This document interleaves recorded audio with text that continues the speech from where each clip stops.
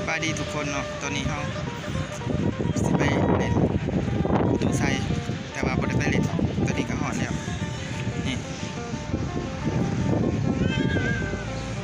จะน้อยเขาสิขึ้นไปเทิงเนาะไปเบิ่งว่ามันสิสูงสำใดเขาก็บ่เคยขึ้นจักเทื่อนี่ก็เป็นครั้งแรกแต่ว่ามาอยู่มากอะแต่ว่าบ่ได้ขึ้นมันค่ำเขาจะปิดเดี๋ยวเขาสิขึ้นไปเบิ่งเนาะไปตอนนี้กำลังไปซื้อน้ำไง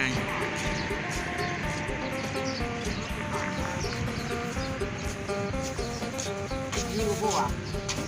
ไม่เอาจังงามเลยอันนี้กูโม่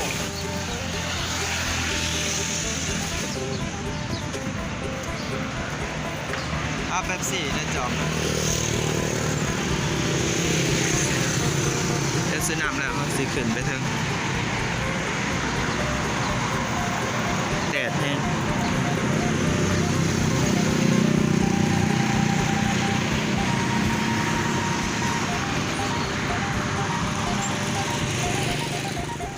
ตอนนี้ไปซื้อปีขึ้น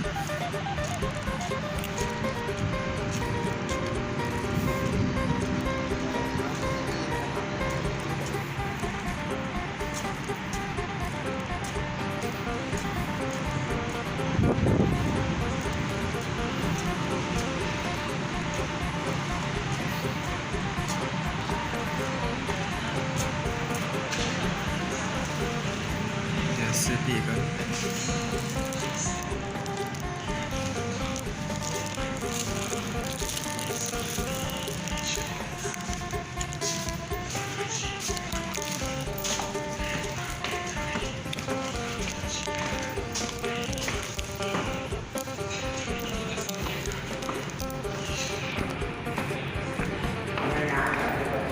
จักสันวะแล้วตอนนี้เขาก็ขึ้นมาแล้วเนาะอันนี้ก็สิเป็นสันที่สองเดี๋ยวลงไปก็ประมาณนี้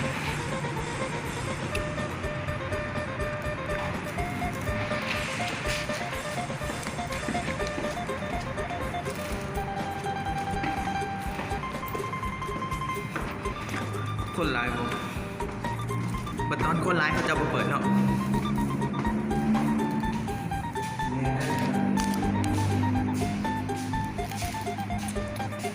เมื่อยมั้ย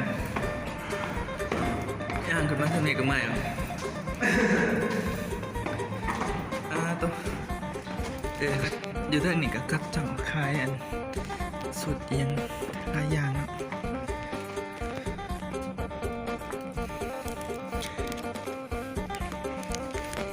เอาผักมาใส่ก่อนเลยถือมางามเลยสุดเนาะคือเรื่องนี้ใช่ก็จะมีเครื่องมากขึ้น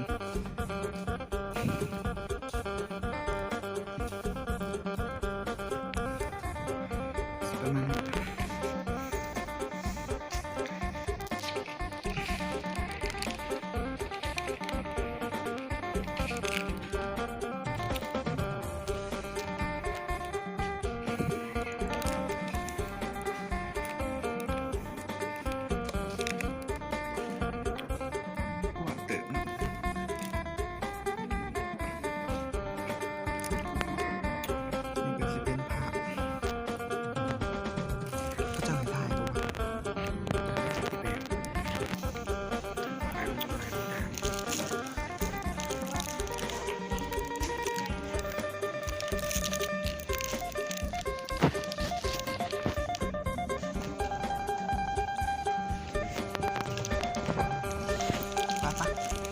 พี่ได้คืนนะ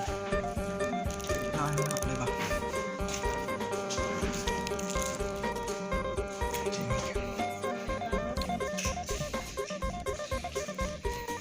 ตื่นตัวเอง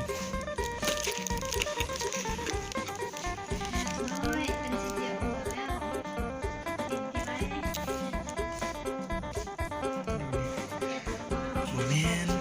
นู่นทางคืนเนี่ย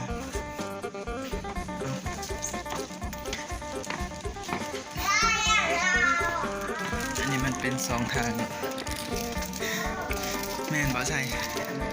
ทางนั้นเขาเจ้าก็บอกว่าขึ้นสั้น4สั้น5มีจักสั่นวะ6สั่นเลยเนาะเป็นภาพคล้ายคืนสิเลย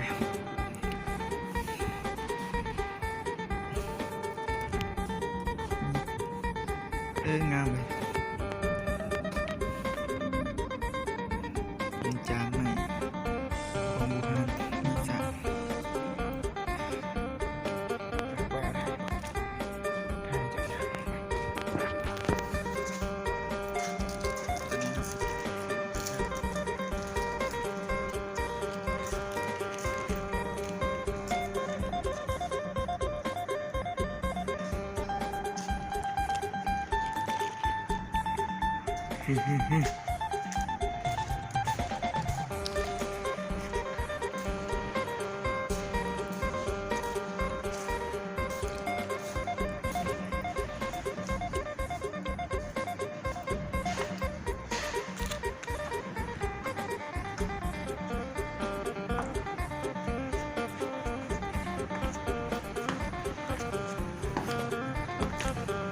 เป็นว่าขังแรกมาสั่นย่านได้จังหน่อยเป็นว่าเลย ตัวสว่างกิริไปนี่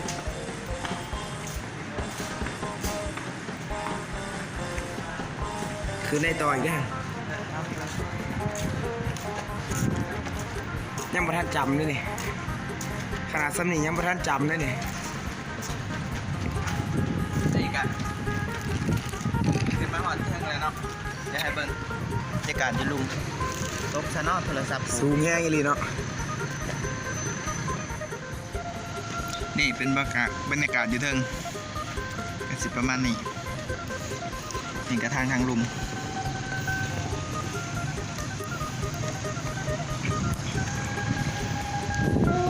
เลี้ยวไปไกลเนาะเดี๋ยวจะบ้าก็เบิ่งรอบๆเนาะ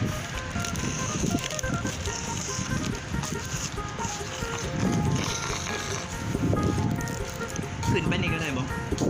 เบอร์ทันนิตี้ได้บ่เอามึงเคยขึ้นแล้วโอ้น้ำไม่ท่วมอันนี้ก็จะเป็นด่านทางนี้เนาะนี่โคตรสูงเลยโคตรสูงใช่ไหมเสือเขาบ้านนอกไม่เคยขับบรรยากาศ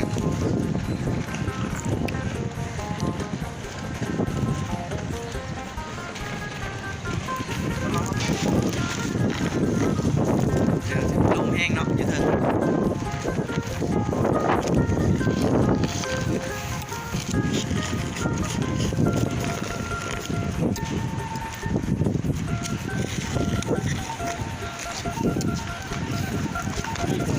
นี่อันนี้ก็ว่าตัวนี้นะจะเป็นบานเปิดน้ำกับต้นข้าวมันจะเปิดน้ำเนาะอันนี้มันยังเว้นอยู่ทางแบบนี้สวยขึ้นมาทางงาม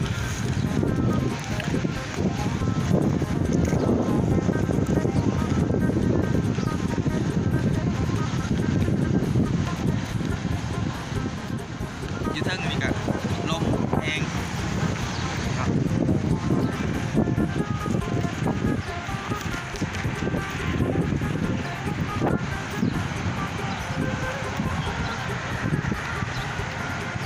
นะครับสิขึ้นไปอีกเนาะสั่นหนึ่ง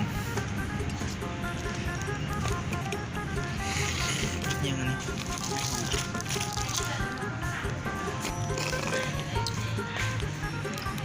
งามไปสั่นโอ้แต่แนวงาม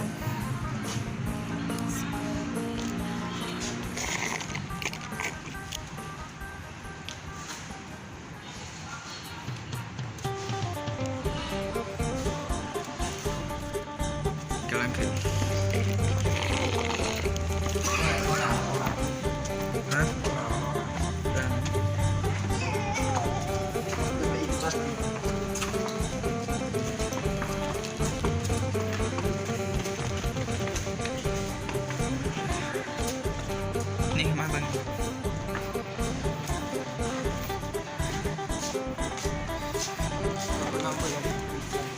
ปลาตัวนี้สูงเนาะนี่กี่เนี่ยอยู่สันตัวนี้เนาะอยู่วังนี้เนาะเมื่อกี้นี่ขึ้นมาพี่ แห้งสูงกว่าเก่าอีกไปเลย แนมเห็นเบิร์ดเนาะ เกือบเป็นทัวร์นคร ขึ้นไปอีกเนาะสันสุดท้าย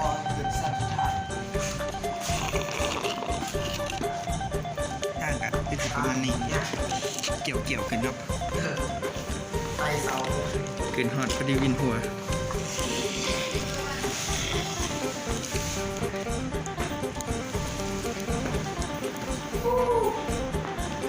หน่อยเนาะเดี๋ยวมาสันสุดท้ายโอ้เย็นเลย แค่ซูม นี่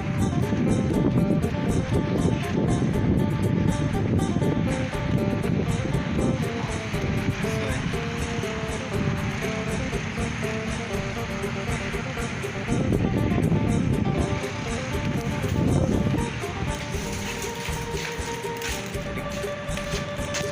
อันนี้เป็นยูโน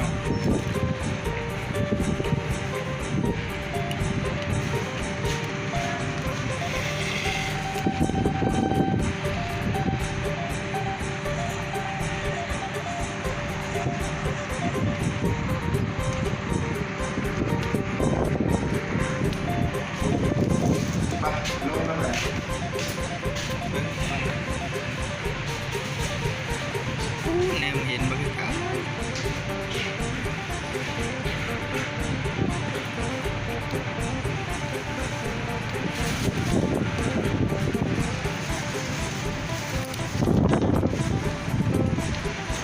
เป็นทางใต้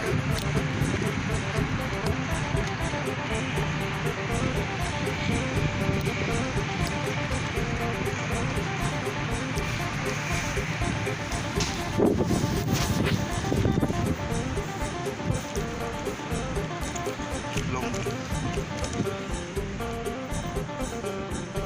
หาคนน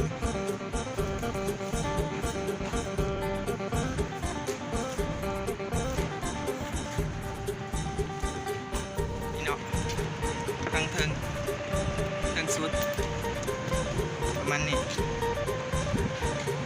มึงมามึงก็แวะเบึ้งมึงมามันก็ข้ามนะ บอยามัน นี่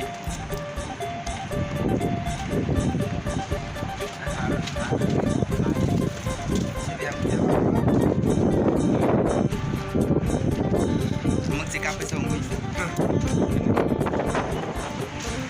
แล้วตอนนี้เฮากับลงมาสั่นที่เท่าไหร่วะ ซี สั่นที่สี่นี่หลุมข้างแรกแล้วสิลงไปหลุมเนาะ ครั้งแรกเป็นตาท้าย ข้างแรกก็เป็นข้างสุดท้ายข้างหลุมตอนนี้เราก็ลงมาหอดหลุมเลยเนาะเดี๋ยวสิหลอกเบิ่งจักหน่อยแล้วครับเนี่ย ขาพื้นน้ำพุ ผ่านมาเด็ดแรงหน้าหอดกันครับเนี่ย เมียเหรอขาพื้นนู้น ครับ